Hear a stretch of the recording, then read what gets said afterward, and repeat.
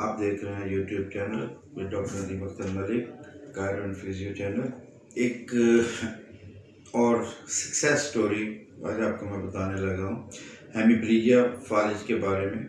ये एक मरीज़ से हमारे पास मेरा एक होम विजिट था कि जो एक पिछले तकरीबन 1.5 ईयर्स 1.5 साल से बिस्तर पे था। स्पास्टिक हेमीप्लीजिया कॉन्ट्रैक्चर्स डेवलप हो चुके थे उसमें। हमारे फोरेस्ट फिजियोथेरेपी सर्विसेज की जानिब से उसकी फिजियोथेरेपी शुरू की गई और फिजियोथेरेपी करने के तकरीबन कुछ 6 से 7 महीने के बाद तो अल्हम्दुलिल्लाह इस वीडियो में आप देख भी सकते हैं कि हमने उसकी ट्राई किया, कोशिश की, तो तकरीबन 30-40% वो चलना शुरू हो गया with assistance with calipers. With the passage of time आहिस्ता आहिस्ता ये इम्प्रूव करता जाएगा।